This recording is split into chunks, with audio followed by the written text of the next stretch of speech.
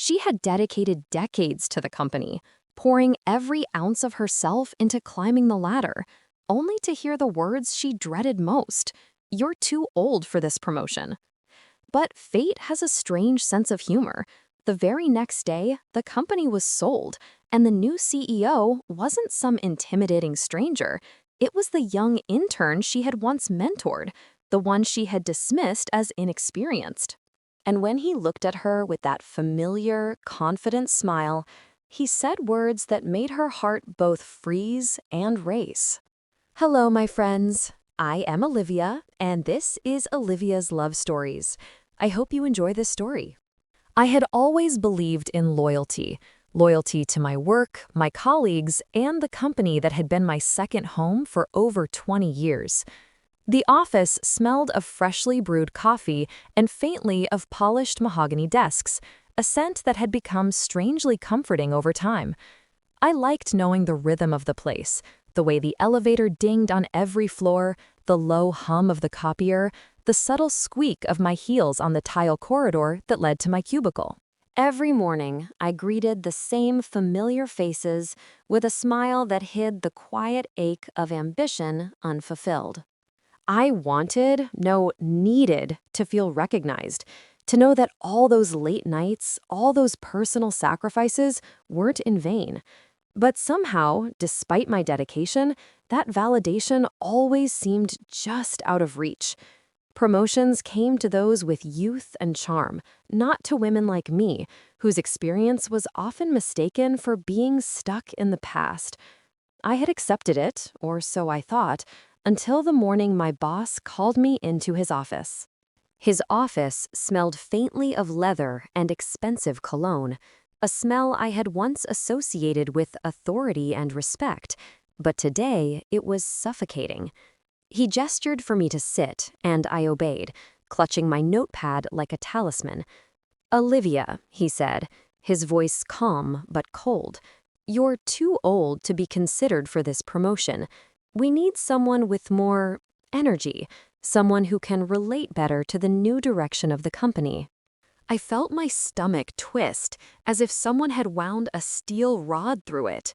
My hands trembled on my lap, and for a moment I wanted to scream, to tell him that experience shouldn't be measured in years, that dedication mattered more than trends. But I stayed silent, forcing a polite smile that didn't reach my eyes. I left the office feeling hollow, walking the familiar corridors with a strange sense of alienation. The hum of the fluorescent lights above sounded harsher now, almost accusatory, as if mocking my failure. I couldn't stop thinking about the years I had given to this place, the mentorship I had offered to younger colleagues, the countless times I had stayed late to pick up slack others couldn't handle. And now it seemed it had all been for nothing. I returned to my desk, sank into my chair, and stared at my computer screen, scrolling absent-mindedly through emails. That's when my phone buzzed with a notification from corporate, an urgent company-wide memo. My curiosity piqued. I opened it. My eyes widened as I read the words. "Effective immediately, the company has been acquired. The new CEO will assume office tomorrow." My heart skipped a beat. I had imagined many scenarios in the past 24 hours, but none had prepared me for what came next. I scrolled down, my fingers trembling, until I saw the name at the bottom, and suddenly the world felt impossibly small and impossibly large at the same time. It was his name, the intern I had once mentored, the one I had thought had so much to learn.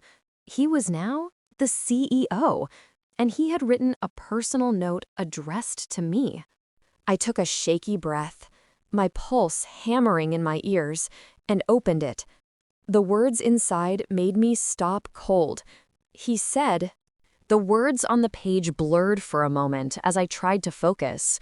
"Olivia," it began, in that familiar handwriting I hadn't seen in years, "I've always known your worth.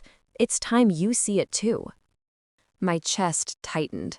Memories flooded back. Late nights in the office, him struggling with reports I had patiently corrected, our shared laughter over minor victories, his endless questions that sometimes annoyed me but always showed his curiosity.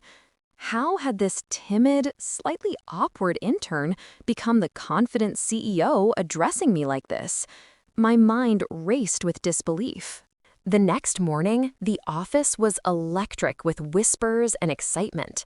Employees speculated about changes, promotions, and company directions. I walked in, my heels clicking louder than usual, each step echoing the unease and anticipation coiling in my stomach. The entire building seemed to vibrate with tension, and yet, beneath it all, I felt a quiet tremor of hope, a flicker that perhaps this was the moment I had been waiting for. Then he appeared. My former intern, James, stood at the front of the conference room, impeccably dressed, a presence that filled the space effortlessly. He had always been ambitious, but now his confidence radiated in a way that left no doubt he was in charge. My heart thudded in a mix of pride, shock, and an inexplicable nervousness.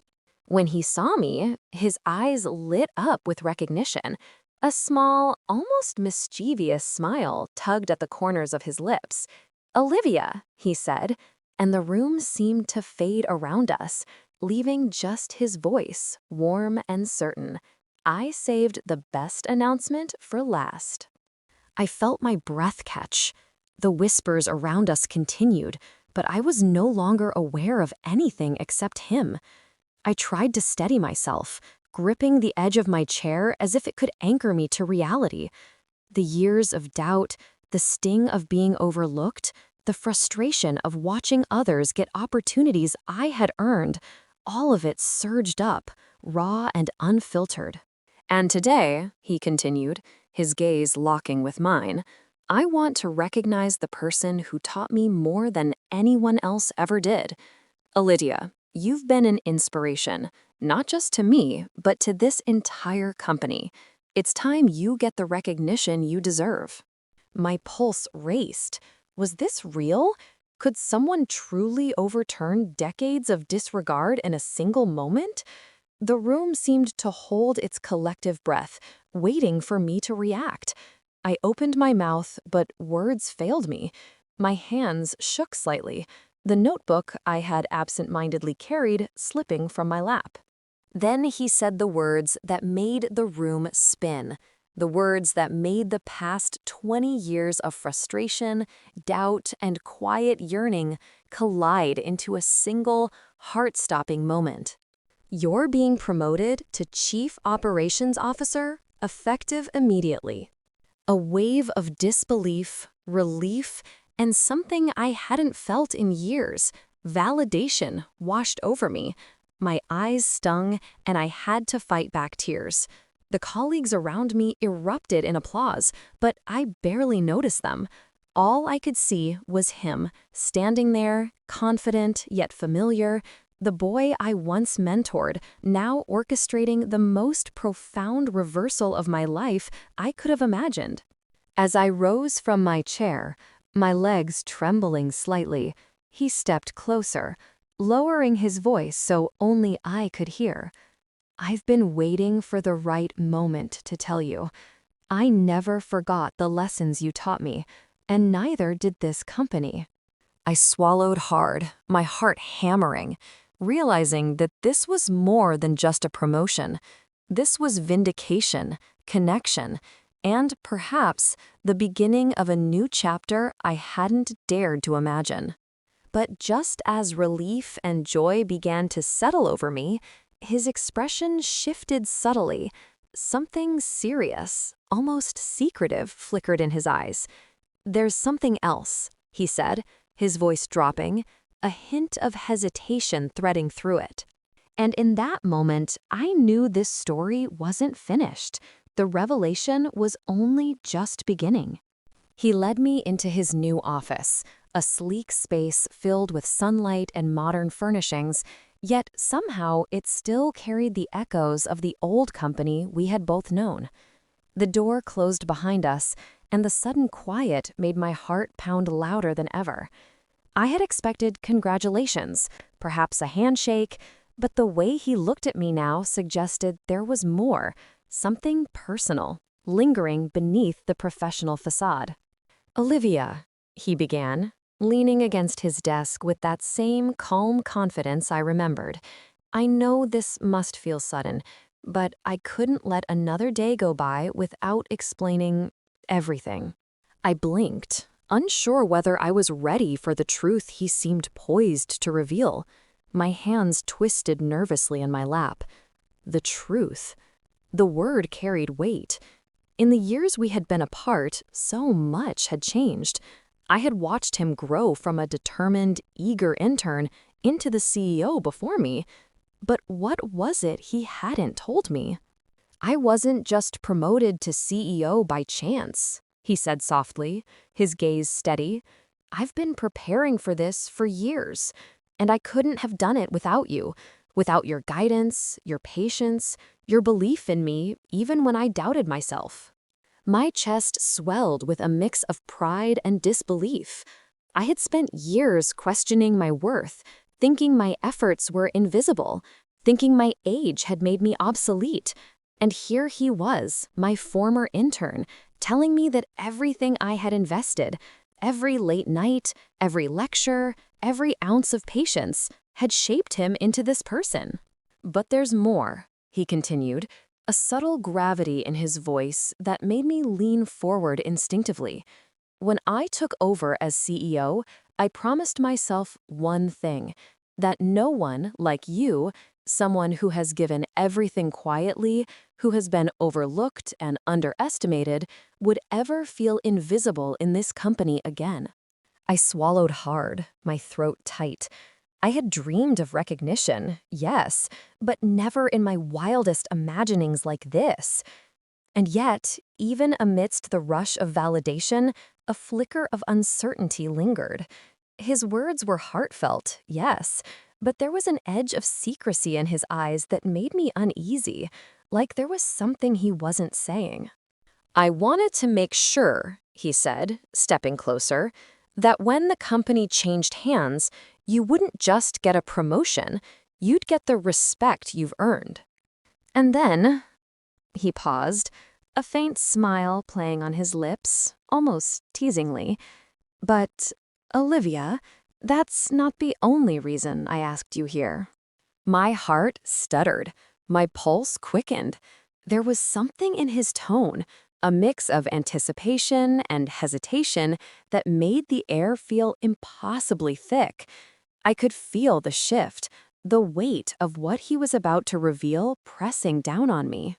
"I need to tell you something important," he said, his voice low, deliberate, something I should have told you years ago, but I didn't know how, and now I'm afraid time has made it even harder to say. My hands gripped the edge of the chair, knuckles white. The office seemed to shrink, the walls pressing closer, as if the universe itself was holding its breath. My heart thumped painfully in my chest, a mix of fear, anticipation, and something I couldn't name. And then he took a deep breath, looked me directly in the eyes, and whispered words that made my entire world tilt. "Olivia, I owe you everything, and I think I've always felt more than just gratitude." His words hung in the air like a fragile promise, trembling between us. I felt my pulse quicken, a mix of shock, disbelief, and something deeper, something I had buried beneath years of self-doubt. Could it be possible that the boy I had once guided, the intern I had thought of as inexperienced, had carried feelings for me all this time? I I started, my voice barely a whisper. "I don't know what to say. This is unexpected." He smiled, but it wasn't the playful, mischievous grin of my former intern. This was steady, sincere, and entirely vulnerable. "You don't have to say anything," he said softly. "Just listen." He stepped closer, and I could see it. The boyish energy I remembered, now tempered with the poise and confidence of a man who had fought his way to the top. I know I wasn't always perfect, he admitted, and I know I didn't always show it. But you taught me more than anyone else ever could. You saw potential in me when I didn't see it myself, and over time, I realized I admired you, respected you, and yes, more than that, I cared for you.